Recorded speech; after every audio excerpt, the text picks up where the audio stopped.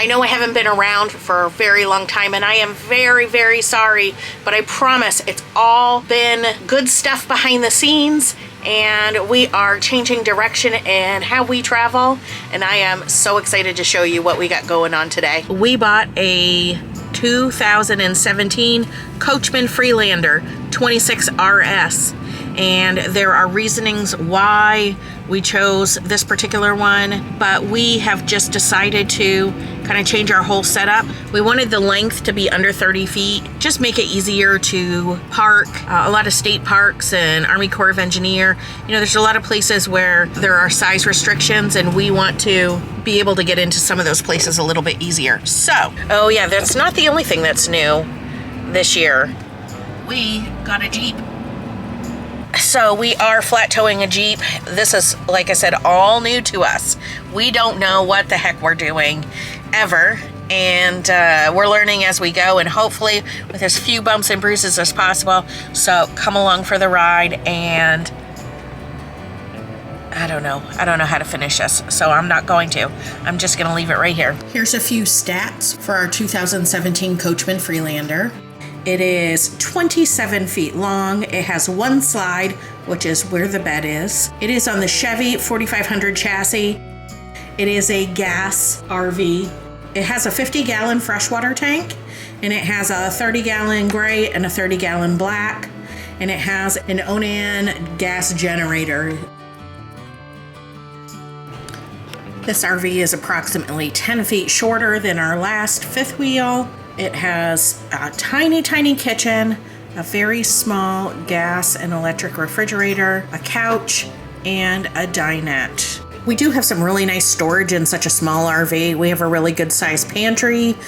The bottom drawers slide out, which makes everything easy access. They're nice deep cupboards, but easily accessible, and I do like that. I was honestly surprised about the amount of storage, which is exactly what I need when I'm going to be in it for a long period of time. All right, stroll through my mess here. One thing I did not consider when we bought this was the steps. I know it's stupid, but there's this step, and then there is another one going to the other side of the bed. Not to say anything, but the first day we had it, we brought it home so that I could clean, and I forgot there was a step here, and when I turned around, I just walked off of it. I hurt myself really bad. I had to go to the emergency room. So that part was not fun at all. And now I'm kind of worried and paranoid that Roger and I are going to forget. Especially like, say you get up in the middle of the night, you got to use a restroom. You forget there's a step there and you walk right off of it. So until we get used to the idea of having steps in weird places, I never thought about that before we did this. So I kind of feel stupid. But sometimes until you actually live through some of this stuff, you don't know whether or not it's going to be good. Another thing we did was we decided to take our bathroom door off. We like to shit with the door open. This bed, of course, the bottom third of it folds up. So when the slide comes in, you've got room. It's kind of partially out right now, so there's a little extra room. But if you want to use a bathroom, like say I wanted to use the bathroom while Roger's driving, you could not squeeze through the gap of the door because the door was hitting the mattress. And this bathroom, when I say it's tiny, I mean it is tiny. There is just enough room to sit, do your business, and get the hell out of here. I will replace it with a curtain or something for privacy. And I was also thinking, I'm not 100% sure, but I was thinking somewhere from like up here to here, putting in one more rod and a curtain for privacy. Like there are lots of times at night where I like to go to bed early. Roger stays up a lot later than I do.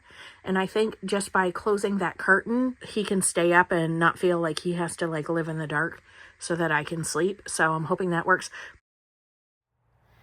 Okay, so we chose the Freelander 26 RS for a couple of different reasons. You probably know we went from a 36-foot Jayco Eagle fifth wheel with a 3500 Chevy diesel truck down to this with a Jeep. Now that we don't have our 3 dogs, I hate to say it, but we bought the fifth wheel for our dogs.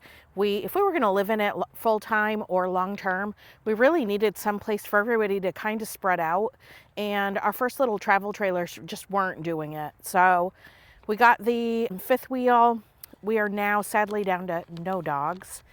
Sweet Chi-Chi died this past year, and we know that we're not going to have like 3 and 4 dogs again. At most, if we have another dog, it'll probably be 1 dog, I'm hoping. We wanted a much smaller RV. We wanted less slides, like less moving parts. We did break the slide. Oh, hi, look who's coming. Hi, sweet thing. Hi. Are you being nosy? All right, it's starting to rain, so I'll make it quick. So we wanted less slides. We broke one of the slides in our Jayco just before we got rid of it.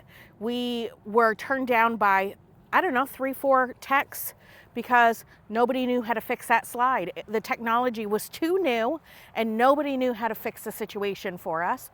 So we said, we're not going to go through that again. Roger finally was able to fix it, but it took like several months. It was a pain in the butt. So we don't want that anymore. We need a little bit more like simple on the technology. So that's when we decided to go with this. Number 1, it is under 30 feet long, better for older campgrounds, state parks, Army Corps of Engineer. They always like you to have smaller. A lot of them will have limitations to the size RV, but just for parking purposes, a lot of these places are more narrow and things like that. It just makes it easier for travel. I'm just gonna walk in the rain. This vehicle is also pre-COVID, which was kind of important to us. We've had brand new and we've had used RVs in the past. And the one we bought brand new off of the showroom floor was the biggest hunk of junk we've ever owned in our lives. Would never do it again. I will probably always buy used. But motorhome wise, we really wanted to go pre-COVID for that reason. We hear horror stories about mechanics, electronics, you name it. So we really wanted to do that. I said 1 or no slides. We only have 1 slide in the new one, and I'm very happy about that. We chose gas over diesel. The diesel tend to last longer. There's a lot of good things about diesel, but when it comes to being on the road and needing repairs, it's so much harder to find diesel mechanics to help with issues you may have. And even if they can see you, it might be months before they can get you in. And we just felt like we would have a better chance while on the road of getting more immediate help if we chose gas versus diesel. But I know we're making a trade-off with that. We're losing fuel efficiency and, some other things that I really don't understand. When we did get rid of our truck, we got a Jeep. So we wanted something big enough to be able to tow that Jeep so that we could flat tow. So that was really important too. The downsides to the camper is mostly it's ugly. It does have low miles, but even in 2017, the decor, the colors, whatever, was dated. It's ugly. It's brown on brown on brown. It was not cool 10 years ago, I will be making changes, but some will be immediate and then some will be a little bit more like as time goes on. Okay, I'm back in the house. I got stuck in the rain. So the only things that we're initially going to do to change like the aesthetics of the camper is replace the window treatments. Those have got to go. And the other thing is figuring out a use instead of that dinette. So that's what we're going to be working on first. As we go through different upgrades, modifications, remodeling, whatever, I'll be sure to include little videos of like what we're doing and how we're doing it and stuff like that, because I do like doing those sorts of things. And yeah, we're really excited to get going. Yeah, I guess that's it for now. I'll keep you posted. And other than that, I will talk to you very soon. Bye.